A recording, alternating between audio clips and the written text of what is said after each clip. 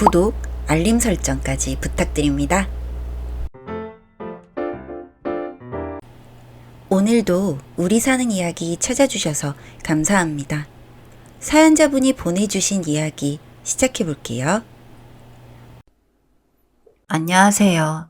저는 37살 여성입니다. 저는 대학을 다닐 때 친했던 친구들과 서로 모두 가정을 꾸린 뒤인 지금까지도 좋은 사이로 지내고 있습니다.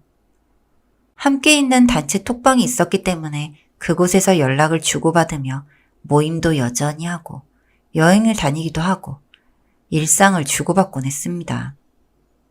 그 모임의 무리에는 저까지 총 4명의 인원이 있었습니다. 혜린, 다은, 쌤이 그리고 저입니다. 혜린이는 비혼주의로 결혼 생각이 전혀 없는 친구였기 때문에 저는 무리에서도 결혼도 제일 늦게 했다고 볼 수 있습니다.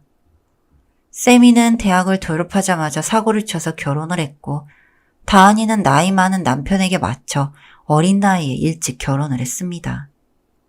작년 말이었습니다. 제가 운영하는 카페의 단골분께서 저의 나이를 물어보셨고 저에게 자신의 조카와 나이가 비슷하다며 조카가 너무 착실한데 만나는 사람이 없다면 저를 소개해주고 싶으시다고 하셔서 처음에는 거절을 했습니다.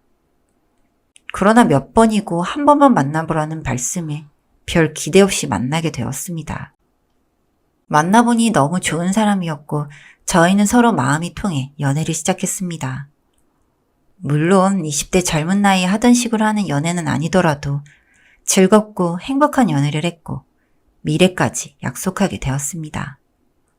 그러나 워낙 맞선처럼 이루어진 탓에 처음엔 그 사람이 무슨 일을 하고 있는지 아주 자세하게 알지 못했습니다.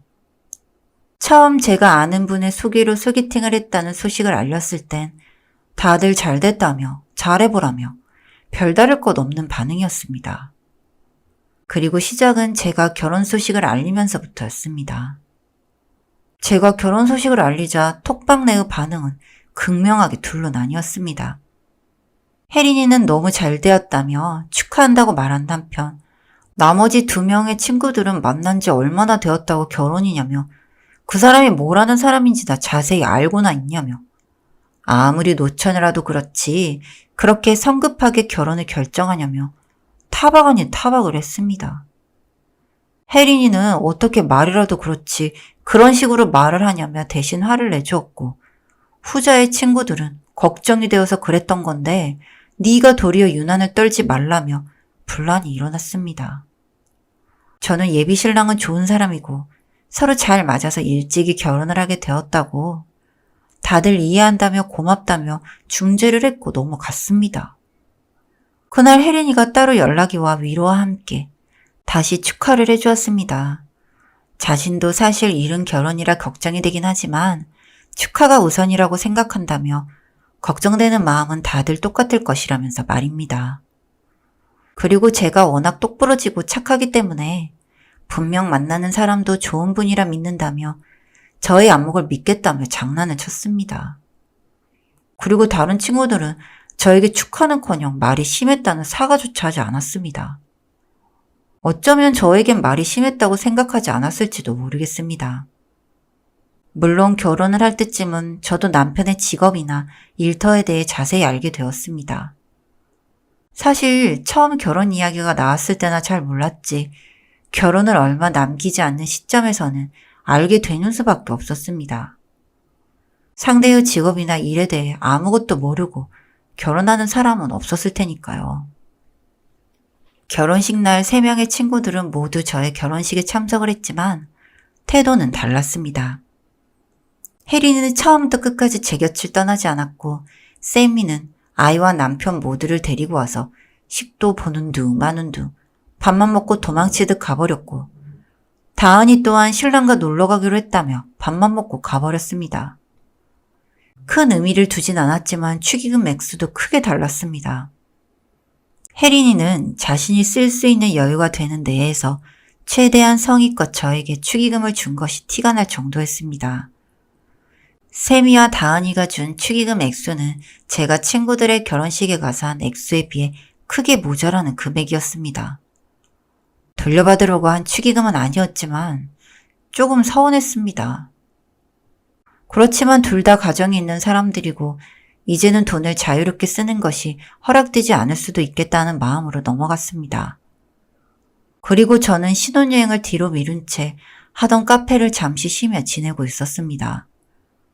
남편이 저에게 친구들에게 감사 표현을 해야 하지 않겠냐며 친구들을 식당으로 부르자고 해 친구들을 남편이 일하는 식당에 불렀고 세미와 다은이는 아이며 남편이며 핑계를 대면서 자신들의 동네가 아니면 나가기가 어렵다며 거절을 했습니다. 결국 설득 끝에 아이며 남편들이며 모두 데리고 오라고 결정이 났고 그날 남편의 가게에서 꽤 많은 인원이 모였습니다. 남편은 제법 큰 이탈리아 레스토랑을 하고 있습니다. 프랜차이즈로 막 성장을 시키고 있는 터라 현재는 전국 10여 개의 지점이 있고 남편은 본점의 사장이자 셰프입니다. 이탈리아로 유학도 다녀오고 가게 운영에 연영없는 터라 결혼 생각이 없었고 다른 사람들에게 자세히 설명할 필요도 느끼지 못했다고 합니다. 그날 본점으로 친구들을 불러 다들 가게에 모였을 때 남편을 인사시키며 본격적으로 남편의 직장이나 상황에 대해 설명을 했습니다. 그리고 그날 이후 저는 혜린이를 제외한 나머지 친구들과 연락을 끊을 수밖에 없었습니다. 전체적인 대화의 흐름은 이랬습니다. 야, 근데 도연이 네 남편은 그거 여태껏 숨긴 거야? 진짜 보통 아니다. 숨기긴 뭘 숨겨. 굳이 설명하기가 애매했다잖아. 그리고 결혼 전에 설명도 했는데 뭔 여태껏이야? 결혼 전에 남편 직장 모르고 결혼하는 사람도 있냐? 너는 말이라도 진짜.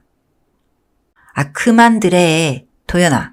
근데 네 남편 혹시 프랜차이즈 우리 동네에 낼 생각 없다니? 우리 남편 집에서 요리도 좀 잘하고 가맹점 내주면 진짜 잘해줄 수 있는데. 회사에 관두면 되지 뭐. 아, 물론 친구니까 가맹점비 같은 건 DC 좀 해주지?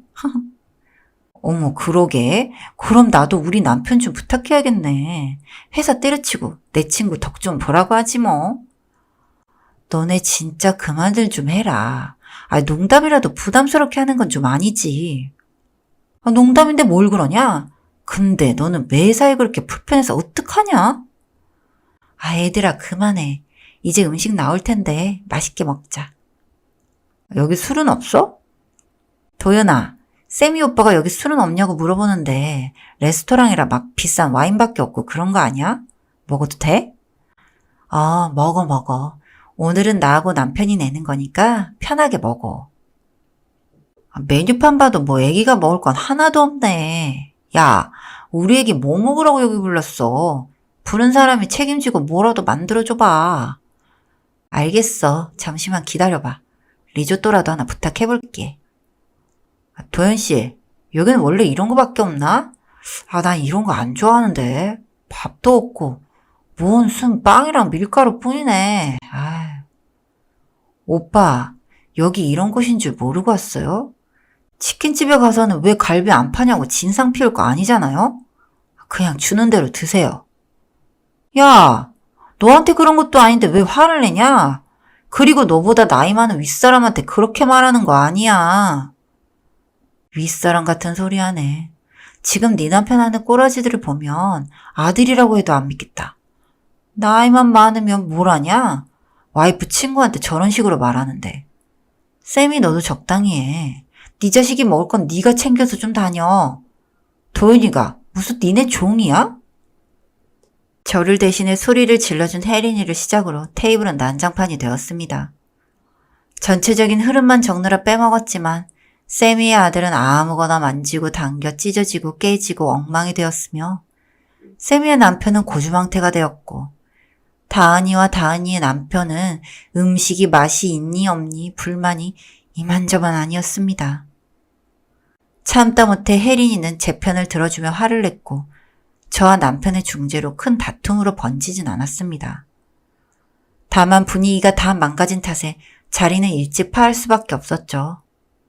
저는 친구들을 모두 되돌려보내고 남편에게 미안한 마음을 감출 길이 없었습니다.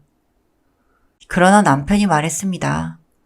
앞으로 저의 가장 친한 친구는 남편이 될 것이고 혜린이라는 좋은 친구도 아직 당신 곁에 남아있는 것 같으니 그런 인생 수업을 강하게 치렀다고 생각하고 앞으로의 인생을 더 의미 있게 살자고 말했습니다. 그 말을 듣고 나니 그들에게 내가 친구였던 때가 있나 싶었습니다. 남편의 말에 저는 앞으로의 인생은 조금 더 의미 있게 살고 싶어졌습니다. 그리고 그날 저녁 집으로 돌아간 혜린이가 미안하다며 전화가 왔습니다.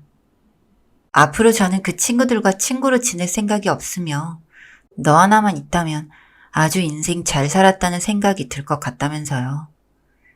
그리고 저는 지금까지도 혜린이와 아주 좋은 사이로 잘 지내고 있습니다. 친구들을 잃으면 큰일이 날 것처럼 생각했던 것도 잠시, 저는 결국 가장 깊고 진한 인간관계를 남기게 되었네요. 앞으로도 혜린이와는 이렇게 편하고 친한 사이로 지낼 수 있었으면 좋겠습니다. 사연은 여기까지였고요. 우리 사는 이야기 시청해주셔서 감사합니다.